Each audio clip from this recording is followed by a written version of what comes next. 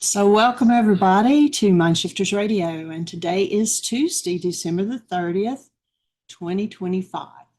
We welcome you to the show. Welcome, Michael. Keep your heart, yes.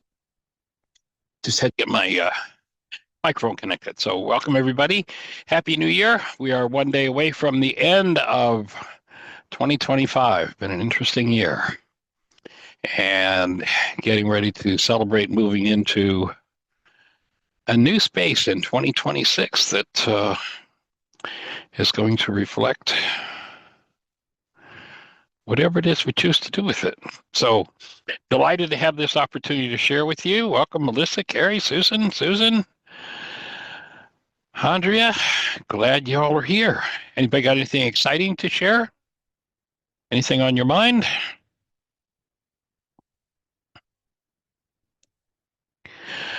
Well, I have something on my mind, so I'll just go ahead and share it. And that is that last week, or I guess it was actually the Friday before last, Susan and Kerry and I were in a pretty deep conversation, and I talked about it a couple of days later as a midrash, the idea of exploration. And we were really just tapping into this idea of the power of the breath, what the breath really means, and at what point, and I think this may be one of the core points where the whole idea of separation occurs. And if you go to the Course in Miracles, it talks about this tiny mad idea about which we forgot to laugh. Actually, I would change the wording of that one from the Course now, and I'd say this tiny mad idea over which we forgot to breathe, because that's where the resolution is. So our conversation was about the breath and the idea of the Greek cosmology that separates the breath out into this disembodied spirit thing that gets talked about, and how people, because the language has been put in that direction, try to rely on something that is pretended to be about Yeshua's work, but never came out of Yeshua's mouth because the words aren't there. And so Susan was just, when we completed that conversation, she was just saying that, we're unraveling. She was really into the experiential movement of the energy and unraveling something. So there were her words that, we really are unraveling something and refining the words. So Susan, do you recall that part of the conversation and just what was unraveling for you? Well, I think I said this when we talked about it before. So, what I was experiencing as the dialogue was happening, it felt like a rose unfurling to something into a deeper truth. In Yeah, that that was a word moment, used, unfurling, yes. unfurling, yeah, it was I could And I'm feel with it, you. the bud of the rose, and there was an opportunity for, yeah, there was a deeper truth wanting to be, yeah, just opening slowly. And what I was doing in that moment, rather than being in the word space, I was settling into my body in the energy. And I was just right there, and I'm doing it right now, actually. And I was just right there going, what is it that's wanting to be revealed? And I was just Going there with you. Yeah, and I was parking the mind space and just sitting there and thank you for bringing this up again, because this does want to come forward. It wants to be birthed. Yes. And so for you and everybody else on the call as well, being able to hold the space, and stuff may come through you in terms of words that want to come and arise. And this beautiful collective group is allowing the birth of, and I'm suggesting it's something that hasn't been known yet. Yes. Well, it perhaps has been known, but hasn't been known in our time, in our culture. I think in the Aramaic, perhaps the Desert Fathers, as they're referred to, I think they had a level of experience and knowledge with it. And Kerry had spoken about, being in that, we were in that dialogue, and that the dialogue kind of got shut down. So I want to reopen it. Yeah. I have continued that exploration in my breath practice. And this morning I had an awareness come, but let's see if Kerry's got anything to share before we step in there. Welcome, young lady. we would love your thoughts if you, there you are. I just had to get my Hey, phone. sure. I'm here. Cool. Welcome. Welcome. Sure. I'm just going to listen for a little bit and kind of catch up Yeah. to Well, what we were talking about, and yeah, the energy point. I just re-listened to it last night, and that's kind of opened that exploration again for me. But you had spoken about we were talking about spirit, breath, and I had presented the idea that separation occurred. Like that might be the core separation, that tiny mad idea that the Course talks about which we forgot to breathe, and that we separated this with words. We separated off to an idea that purported to be a solution, but actually drew us away from the solution because they're not accurate words. So that was kind of at least where my perception of the conversation was. And that's when Susan was talking about, recognizing that something was unfurling. and I've been thinking about what words mean in terms of relationship. And as we use words to identify ourselves within a relationship, and express our emotions, our thoughts, and our feelings, relationship is really, as Susan has said before, and as you've said, it's really about a relationship with ourselves, because as we project and have mirrored back to us everything that we are, because we are one, we're having a relationship with ourselves. So the words that we use to express that are an expression of our inner psychosis in a way. So that very idea of breath, to me, and this is an idea that I'm forming, has to do with relationship. And relationship to what we perceive as other, which is not other at all. And living in this duality, we're constantly striving through dependencies that we have on others or whatever it is. We're constantly striving to return to that oneness, is my feeling. And that words in themselves are not doing that for us. So I'm looking for, where does the breath fit in to that sense of oneness, because that's what we're all striving for through relationship, through words, through feelings and emotions and all of those things. My take is that we can be one and still be individuated. It's like you think about your so-called body, and we know that, at least on the level where perception works, it's made up of trillions of cells. Each cell is an individual, but not separated from any other cell, part of one body. And in the ancient teachings, they talked about the mystical body of Christ. And I think that's what they were saying, is that we are, as individuals, are still part of one larger body. So, and of course, words are a challenge. That's so true, because so as we raise our consciousness and as we do our shadow work and do the work, we become elevated in our consciousness and our awareness about the oneness.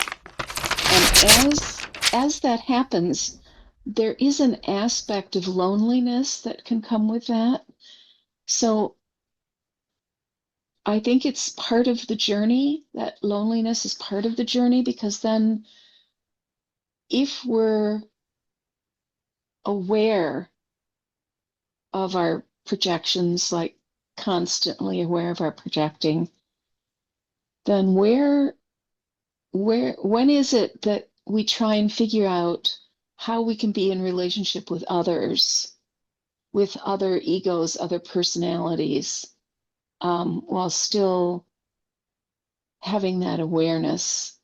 And to me, the breath is that connecting force. The breath is that connection, I guess, to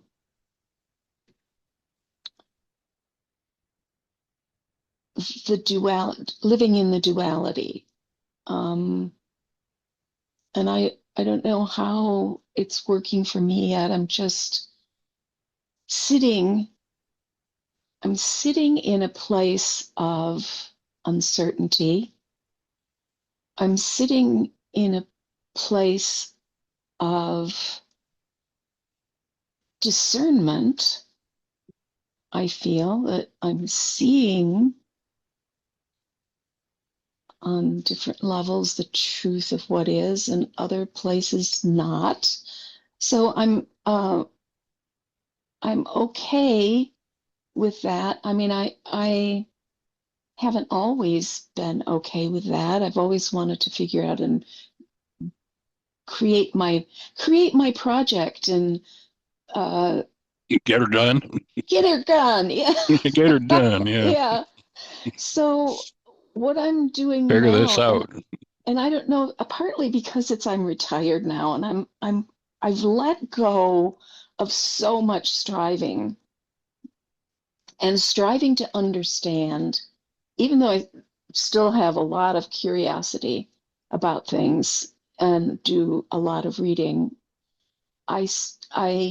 I'm okay with being in uncertainty and being in a place of discovery and not always knowing what's going on or what's happening. Living in the question. Yes. Well, for me, and I'm saying this for me experientially, the breath is two words I would apply to it in this context would be, it's the revelator and the resolver. If we'll engage with the breath, then revelation occurs and resolution of the conflicting energies. It's the breath that integrates that, is my take. And I'll bring another piece into it, which is what inspired me to say, let's come back to this conversation today, is that, and think about Yeshua, and he talks about, or at least the Greeks tell us, he talks about, I go to the Father. And since I did my own quantum still point, it's just a little better than a year ago now, what I find myself doing, instead of going to my head to try to figure it out, I find myself saying, well, I need to breathe, and I'm going to go to the breath. And I'm wondering if, in the same way that the breath was misrepresented when the Greeks turned it into the Holy Spirit, I'm wondering if the separation was triune. They talk about the Trinity. And the Trinity takes something that's one and turns it into three. There's a separation. So when I had this echo in my head, it's something I've been working on. And, for me, it was just, okay, so now I need to go to the breath. I need to go and breathe. And what echoed in my head was Yeshua saying, I go to the Father. And I'm wondering if this was another bastardization of the Aramaic. If Yeshua was really saying, And there's that point where he shows the disciples how to breathe, and that's where the Greeks introduce this idea of the Holy Spirit. But it's like he doesn't breathe on them, he breathes them. And I'm wondering if we were listening, if we'd hear something closer to, I go to the breath for resolution.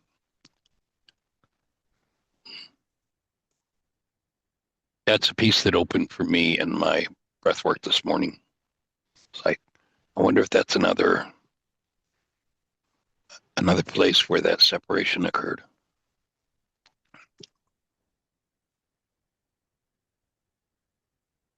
And that when we allow ourselves to really truly get into that full, whole breath, holy breath, connected breath, that those conflicts are integrated, they disappear, and then, like, now that the constructs of the mind, perception collapse, boom, oh, there's just been sitting there the whole time. It's revealed. It's been covered up by our perceptual minds. That's kind of what I've been ruminating on, and why I wanted to open this conversation again. And by the way, my apology, Susan, for the fact that when we were in this conversation last week, that I was the one who accepted an invitation by someone else, and you were actually in mid-sentence when that happened, and it was my mistake to not say just, well, hold on, let's let this finish. So my apology for that. But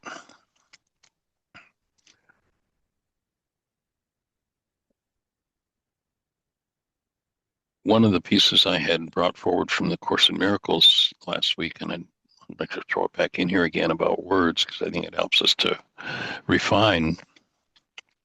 Of course, as a theoretical foundation, such as the text provides, is a necessary framework to make the exercises in this workbook meaningful.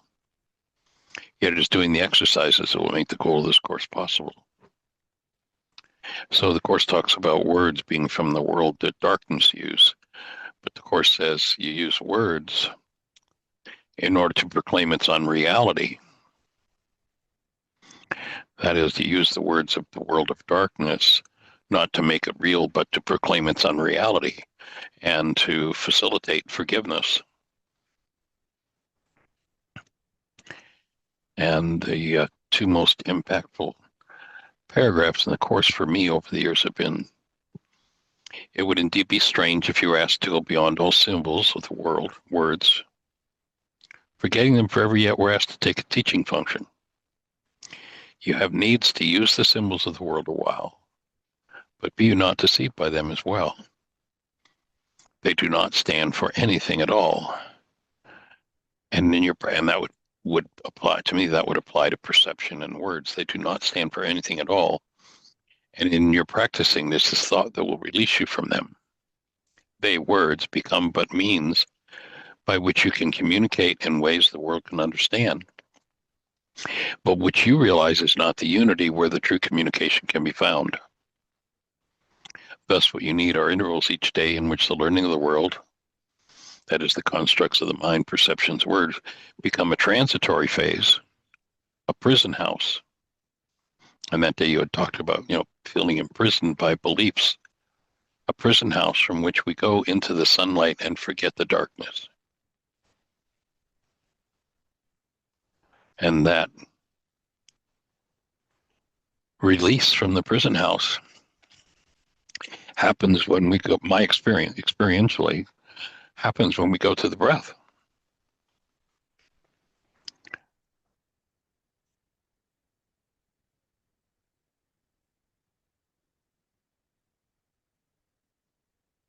Wondering what that elicits for everybody.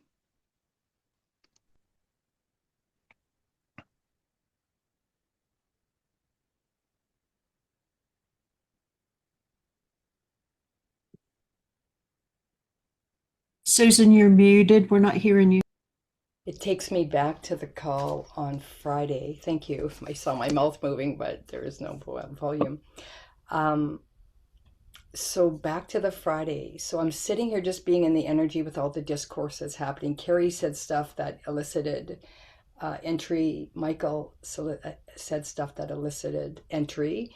And I'm going to start back to the call on Friday when we were in the space of the energy and something wanting to be revealed. And what I realized, our world tends to interact, and I'm going to say upside down or backwards, because we look to grab language to define our experience. And because we are from our known database, and we're interchanging with what's in the language base, and we're trying, and that's locking into a certain bandwidth of frequency. Friday's opportunity, when I settled into the energy, I could feel the energy percolating, and the truth was coming, wanting to be revealed. And could I tap into the energy and allow that?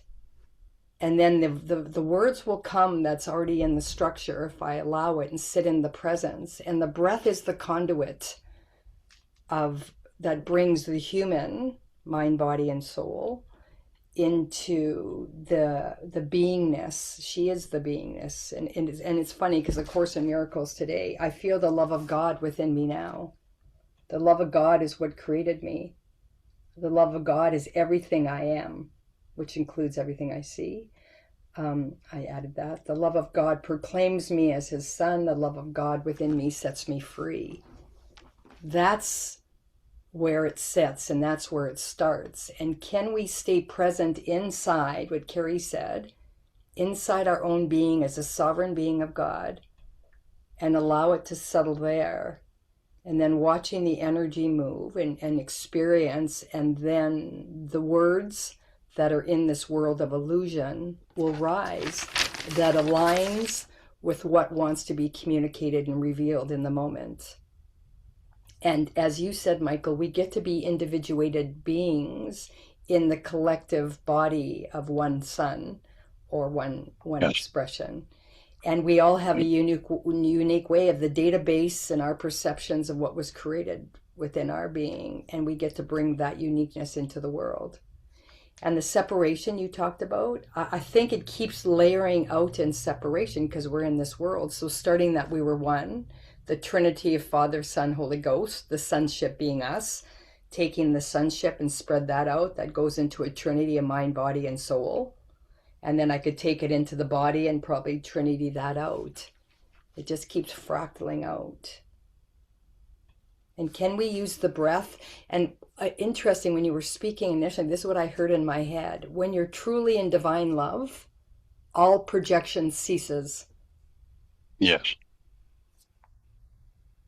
So even sitting right here and resting into that on that Friday, and I feel that's where I was in the moment, because I could feel, oh my gosh, this is we're onto something. Yep. And here I am now, just sitting here. Right now I'm just in the perception of the energy. Even my, believe it or not, my physiology, I can see that just as an image.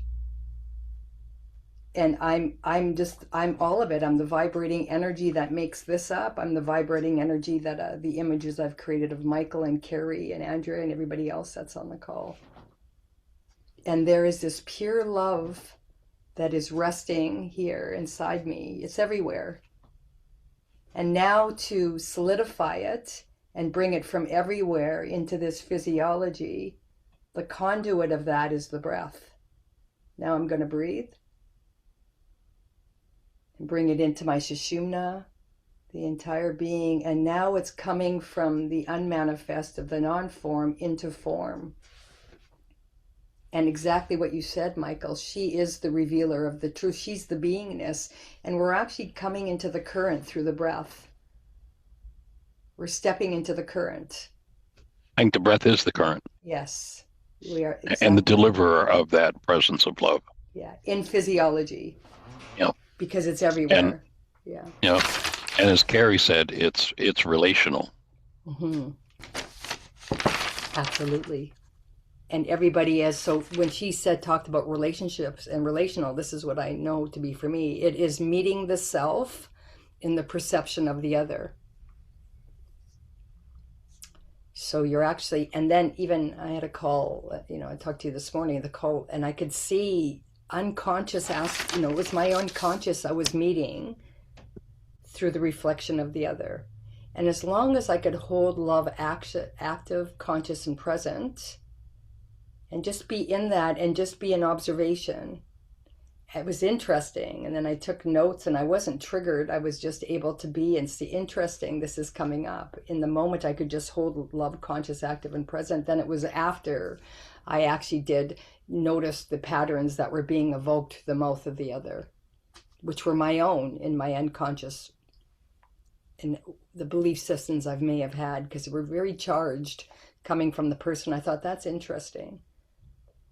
So Susan, do you see that as an aspect of what people call deep listening? Deep presence, yes. Deep listening. Yeah. Is the term that I've heard. Okay. Yeah.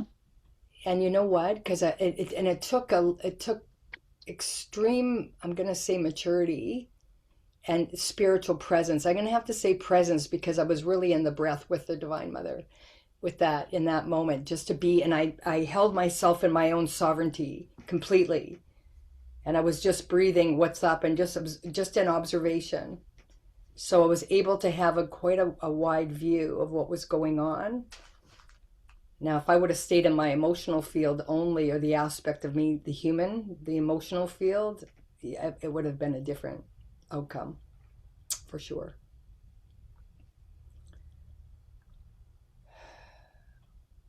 So yeah, this really what we're speaking about. I can feel the energetic resonance of, we get to rest in the current of the mother in our breath. And we get to observe through her eyes. And I had that demonstration yesterday morning, so I know that's absolutely true. And even though I was I'm going to say protected in that in the truth, yet my mind energy was also still percolating on old wounding. But I didn't attach to that. I was able to still stay present as she held me in this observation of my experience. And that's where I get that that's where I bring the word in for the breath of the resolver. Because if we'll continue to dwell in the breath, then, and it is immediate, it's right here in our physiology. The Greek idea, the churchianity idea of father, oftentimes gets interpreted as a distance, a location. Somebody off in the sky somewhere, where going to the Father in Aramaic, rather than leaving and going off somewhere in the sky, is entering within and returning to union. Yeah, that's it. Ending the separation. And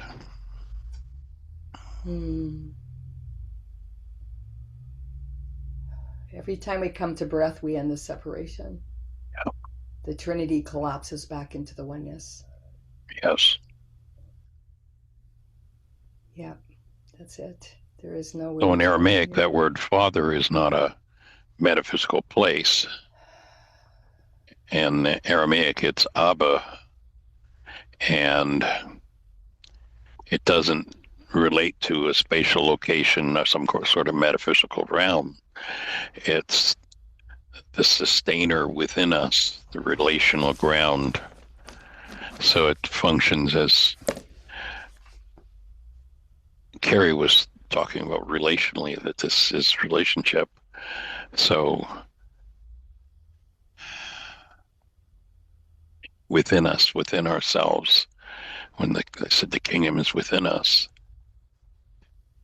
it's an interiority language, not a location language, as the Greek then separates it out as a location. It's not interiority. It's not right here with us now.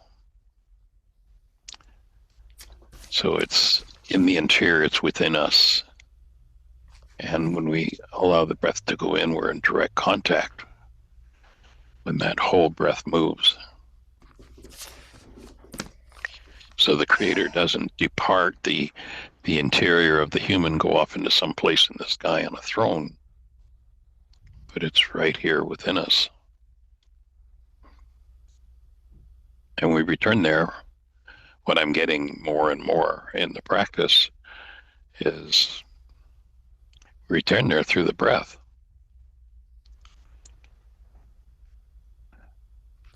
Life originates in the breath, that creation story, and it returns to the breath. There's a passage I was looking some references today in Ecclesiastes 12:7. It talks about the breath returns to the creator who gave it. In Job, if God gathers back the breath, all flesh expires. Mm-hmm.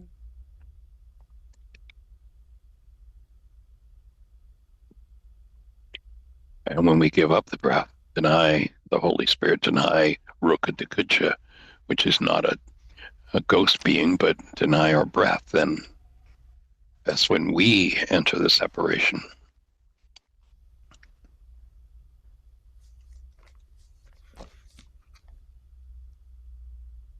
Yeah, and also in the Bible, they reference in Isaiah 6:1-3, they talk about the seraphim beings and in the throne. So Isaiah 6:1-3 in the NIV version. In the year the king Uzziah died, I saw the Lord high and exalted, seated on the throne, and the train of his robe filled the temple. Above him were seraphim, each with 6 wings, with 2 wings that covered their faces, 2 wings that covered their feet, and with 2 wings that were flying. And they were calling to one another, Holy, holy, holy is the Lord Almighty. The whole earth is full of his glory.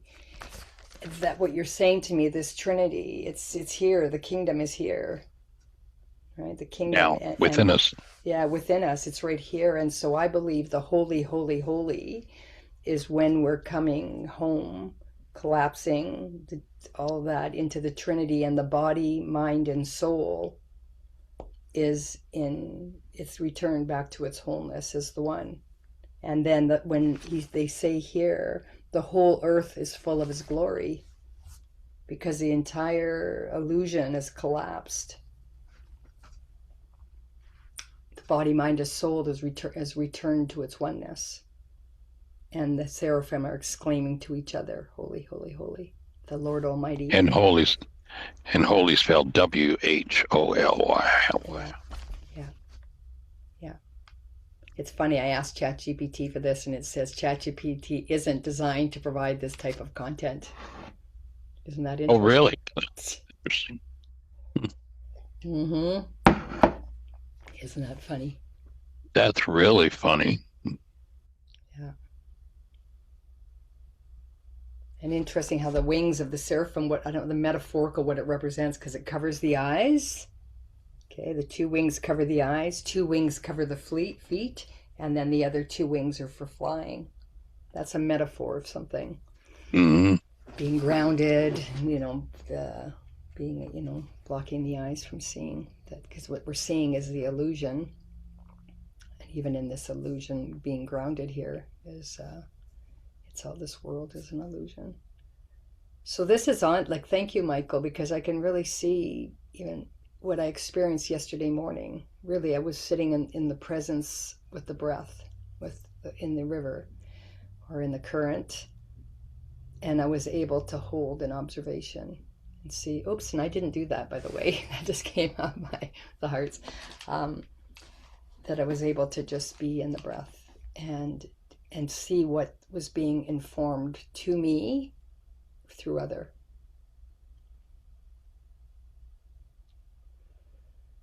You look into the teaching of the Syriac Desert Fathers. They came, shortly after the whole presentation of Yeshua, and they didn't talk about ascending into some sort of heavenly realm somewhere out there. They spoke of withdrawing attention inward, descent of the mind into the breath, returning the heart in resting in the source of life within. So it's not an elsewhere. It's not, again, it's not a separation. It's not out there. And I love that you said desert fathers, because when you say desert fathers to me, that means the unconscious fathers. They help us go into the unconscious. When I hear desert, now, whenever I hear that word, that's where it takes me. And then the fathers being the guides and the teachers. And the role models. Yeah, exactly. One of the desert fathers is a man named Isaac of Nineveh. And what he says is God is encountered in the stillness. And stillness is accessed through the quiet breath. Ascent is not upward, but inward. Mm-hmm. Do not seek God outside yourself. Enter the stillness where the breath becomes subtle. And there we're wholly connected to love. Not H-O-L-Y, but W-H-O. Wholly connected, fully connected. Mm-hmm. Instead of this Greek spatial, oh, we're going off to the sky somewhere.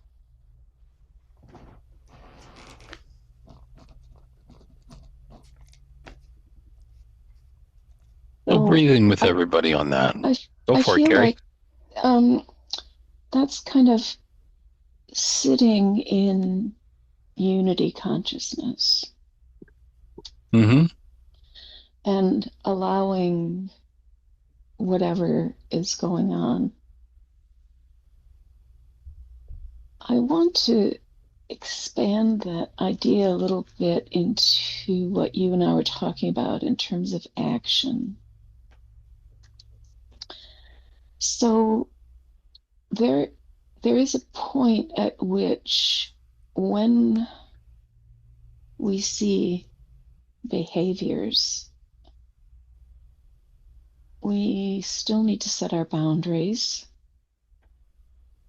even in unity consciousness. And then we also need to be responsible in the world that we live in. Yes. And take appropriate action, whatever feels right for us. With breath. And I feel there's a sense of, for me, a sense of being able to do that without making the other person wrong, but just saying, this is not working. Course in Miracles talks about this a lot, about there is no right or wrong, it's just what works and what doesn't work. It's perhaps not the language that it uses, but that's the sentiment. And acknowledging that some of the things that we consider to be ugly, evil, desperately seeking love, are parts of us that we don't want to own. And I have come to see that those are parts of the ego self. They're not a part of the spirit self. Of anything true. Pardon? They're not a part of anything true. Right. Or actual. Yes. So because people say to me, well, I don't want to own that. That's not, well, what I'm saying is that it's the part of us that is the illusion, the part of us that is the lower self with the small s, and not the higher self. The part we hold our breath in the presence of. So if we can see that for ourselves, then we can see that for others. We can see that that's not who they truly are. That's not who they really are. It's like Shakespeare said, it's a play that we're acting out. So we can have grace. There can be grace in that, allowing of others to just be who they are while still keeping our boundaries, while still saying that's not okay behavior.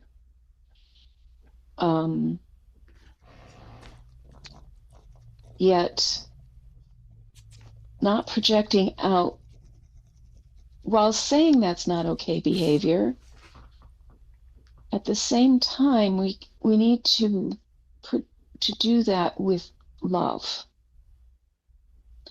And I don't feel that that's always done. So I read Substack a lot, and there are people on Substack who are just railing, for example, against things and against people, rather than seeing destruction as an opportunity for co-creating something new. That's where I want to live. That's the space I want to live in, is the opportunity that's being presented to co-create something new, something more based in our humanness, more based in love. What if we had whole systems? What if we had economic systems and educational systems and legal systems that were based in love? And what if this is an opportunity for us to now stop the railing and start the co-creating with a new paradigm? And in order to stop the railing, we need to breathe. We really do. We have to see the truth of what's going on, and then step into our action, into our co-creation in that truth with the breath, and stop the spiritual violence against this, against that. It's like people saying, I'm fighting for peace. Okay, that's a good luck. Yeah. Yeah. Where are you going with that? Actually, Reagan's head war maker wrote a book by that title, Fight for Peace. Oh, really? Way back, yeah. Mm-hmm. Oh. Michael Moore did an interesting movie back in 2015, and the title of it is Where to Invade Next. But his idea of invasion wasn't we're going to go in with guns and kill people.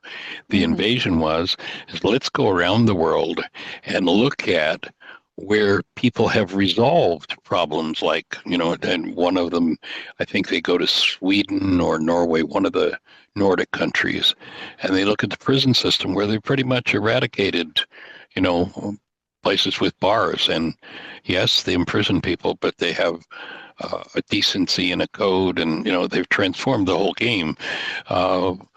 What's been done in school systems around the world, and a lot of the ideas that he presents with this idea of invading are ideas that started out in America and then were picked up and taken elsewhere. And I think probably because of the money motivation and the greed motivation here, those ideas kind of petered out and disappeared here, but became very successfully applied in other countries. If you haven't seen it, it's an interesting, in fact, I think I saw it when it first came out, so I don't remember a lot of the details of it. But I'm gonna go watch it again, because I think it there's some good. He does some very nice twists. Michael Moore does a pretty good job on that idea. Where you That's said where to invade next, right? What Michael Moore? Where to Invade Next, Michael Moore in 2015. Yeah. Awesome. Kerry, I got a question for you, because I was really listening to your language. And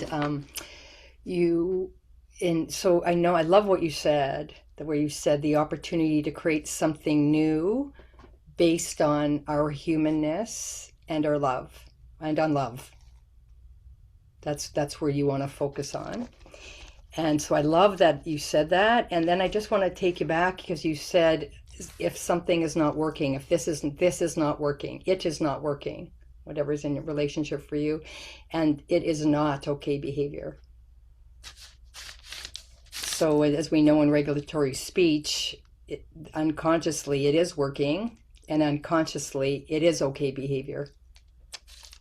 So is there a way to to reframe those experiences now when they show up, where you feel it's not working or it's not okay, to plug and play, do a pattern interrupter by it is an opportunity to create something new based on my humanness and love?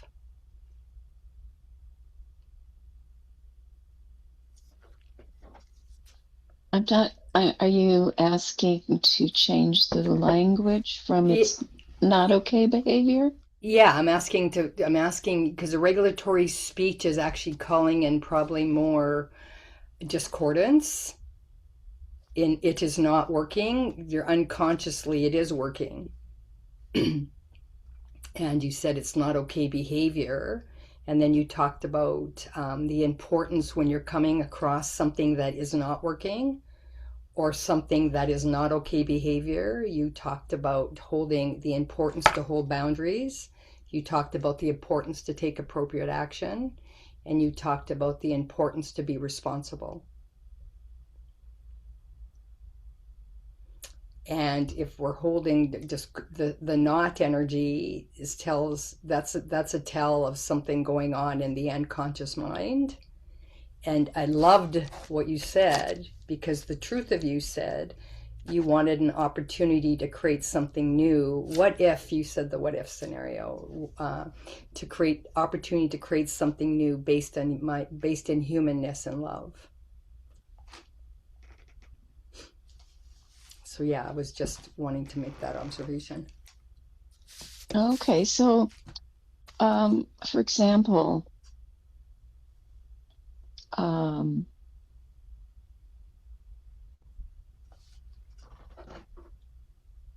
there's so many. Oh my gosh. Okay, let's take Breathing with you.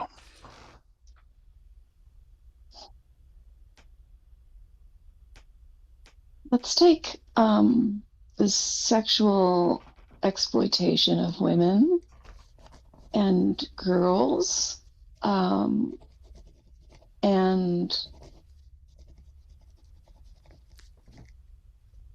help me understand another way to say that's not okay, because unconsciously I can't see that it is okay. I can't see that anywhere. Yeah, so first thing in that, so we get to just breathe, come to the breath. That would be the first place to go with our breath.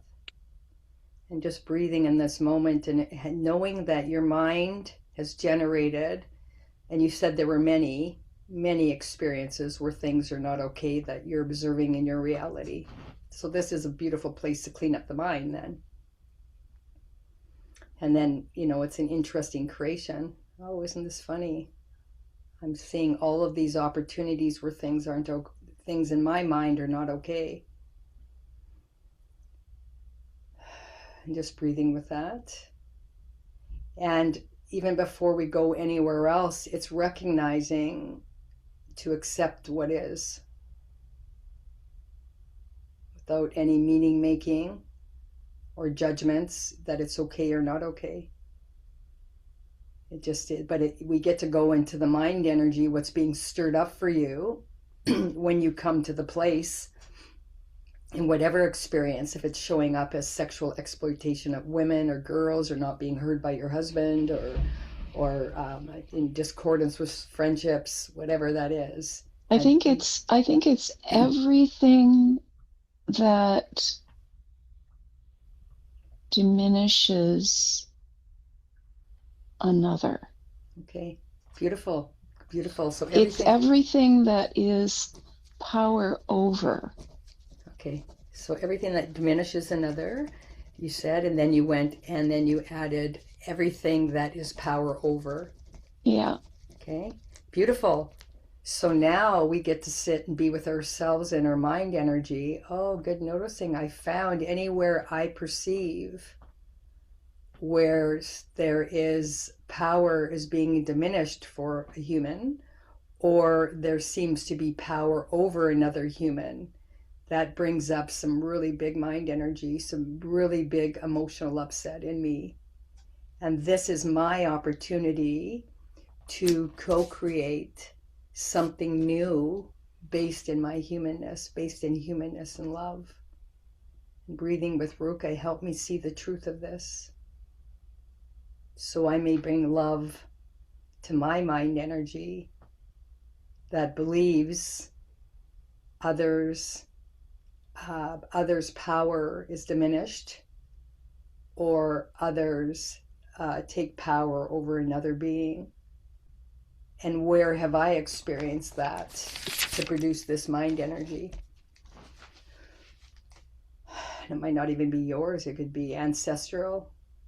And Ruka will show you, obviously, through the 7-step, the worksheets.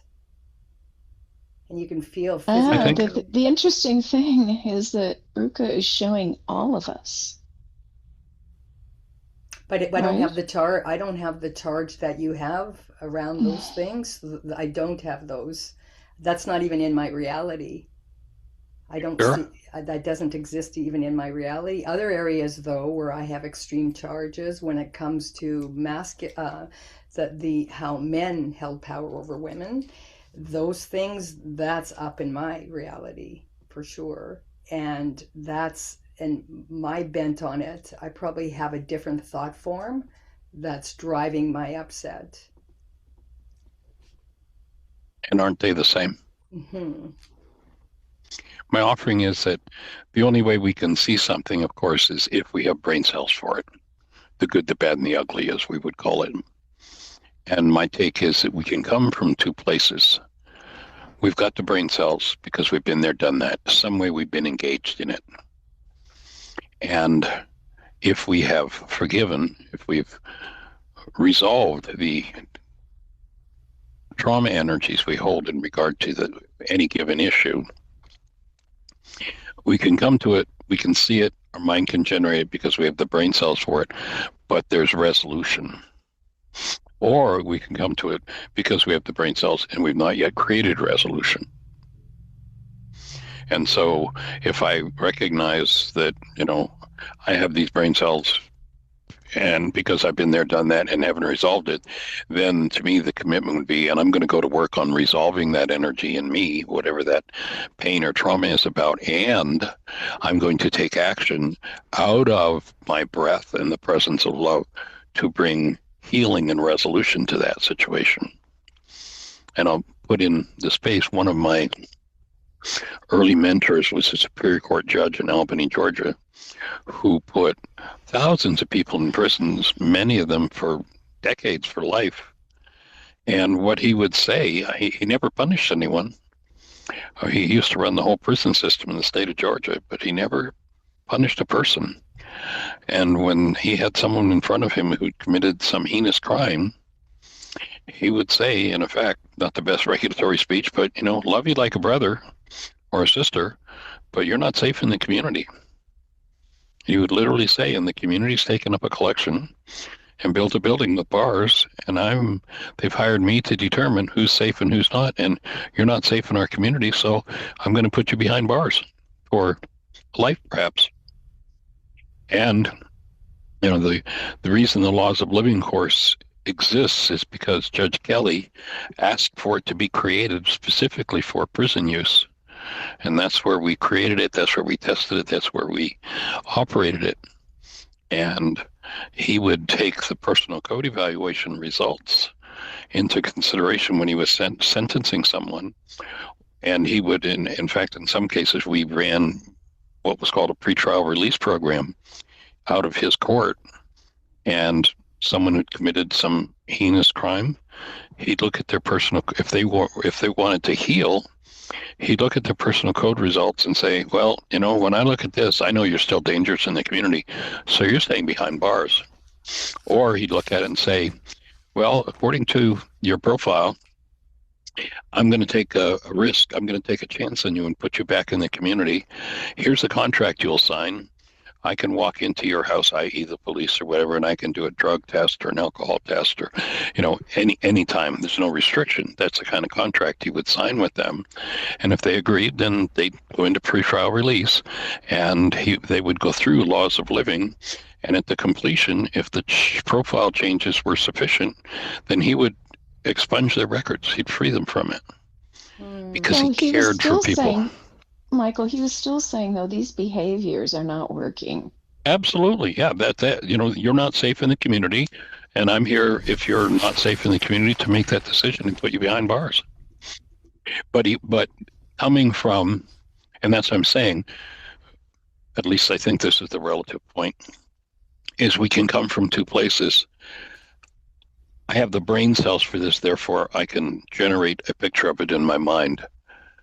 And I'm in one of two places with this picture in my mind. I've resolved the energetic dynamics I have around it, or I haven't. If I haven't, if I'm in pain or turmoil about it, then for me, the action to be taken would be, now I'm going to do what I can do. And it might be, I'm going to start a recovery center for, abusers. That might be what my action is.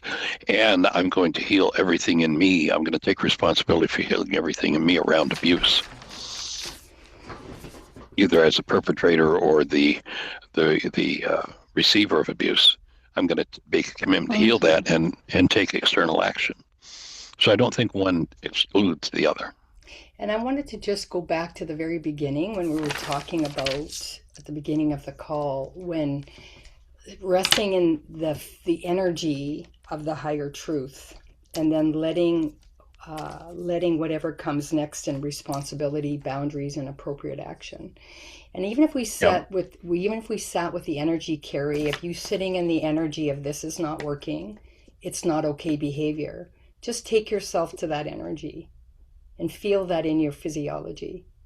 I have been feeling it through this conversation. Okay. So now I want you to join you in holding the space. Yeah. And so this is not working. This is not okay. So just feel the essence of what's coming up with that energy. Now I want you to take yourself and feel and rest in the energy, opportunity to create something new based in humanness and love, and be there energetically.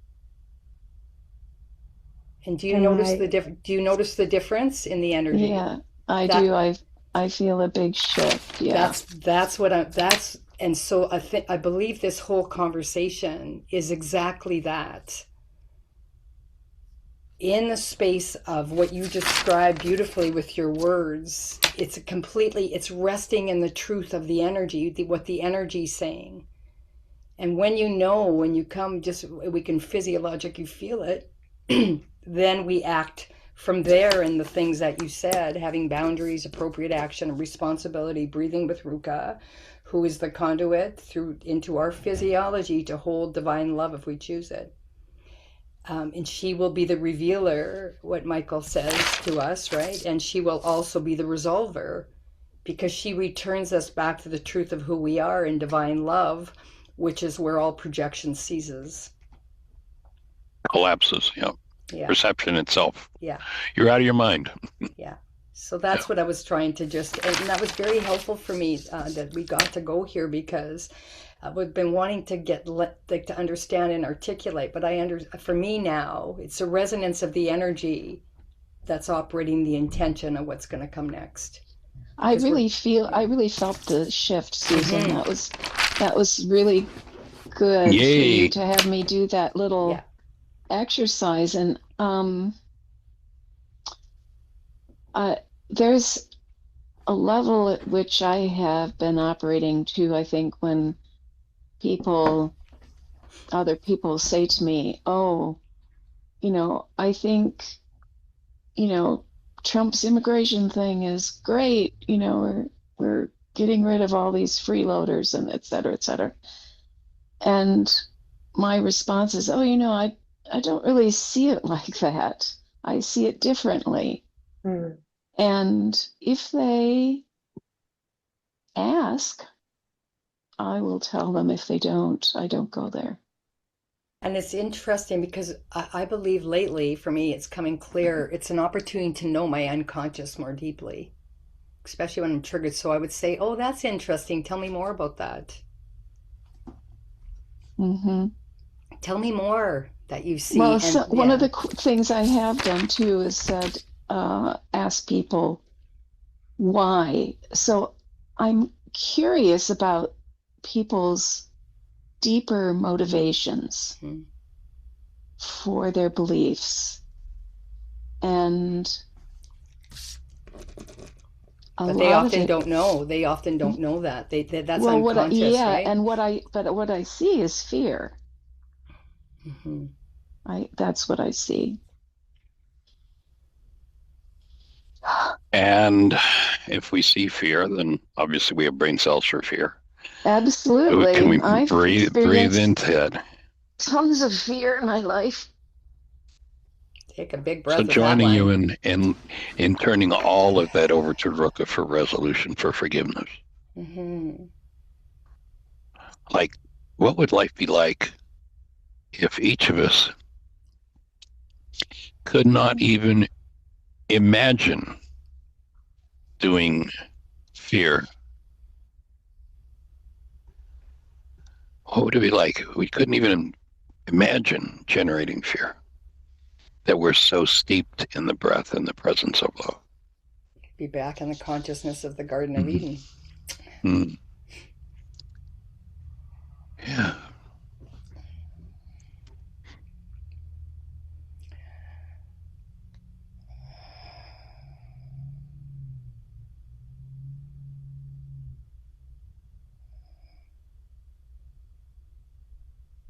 And Kerry, in the context of the immigrant, our wonderful neighbor immigrants, I put a link to a free watch of the movie McFarlane USA. Powerful. And also I put it in the notes if anyone wanted to watch that Michael Moore movie on Where to Invade Next. I put a free link in there. So it's in the notes if you want to grab those links. Before you leave, let me just grab those. I'm going to put them on my other. Okay. Paste. And breathe. And then one more. Where's the other one? And it's bizarre what we've gone through as human beings, and the whole idea of my commitment is to develop a personal code that really truly allows us and empowers us to live in that space. So I'd like to offer, with this new year coming up, my commitment. And my commitment is to trust you enough to tell you the truth, to be true to you, and always engage in just and fair behavior with you. I commit to always being sweetness in your life, to nurture you daily and treat you lovingly, gently, and with respect in my thoughts, my words, and my actions, whether I'm in your presence or not. In every interaction, I commit to affection for you, to look for and acknowledge the highest and best in you, as I surrender to love, our true nature. I will use only voice tones and language that reflect my deep caring with you. My connection to love, our source, gratitude for my relationship with you, and our serenity will always be more important than any issue. I open my being to embrace you in my love. I open my being to be embraced in your love. If anything I've committed to here sounds hollow, or anything unlike love comes up in me, I will hold this in my heart and listen as I learn to give up any denial and learn to speak, experience, and be responsible for and forgive my own realities. I'm here for and with you. I promise to speak only truth to you as I keep communication open and keep love conscious, active, and present as we heal, celebrate life, and grow together.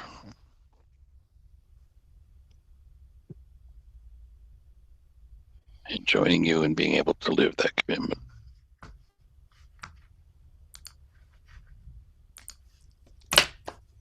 Which is now also in the notes. So breathing in appreciation with each one of you and holding that this opening coming in this new year is the space for a new creation to occur.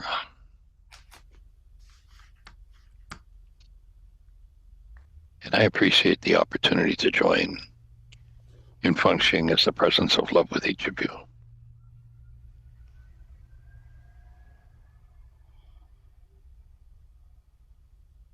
Pass it on.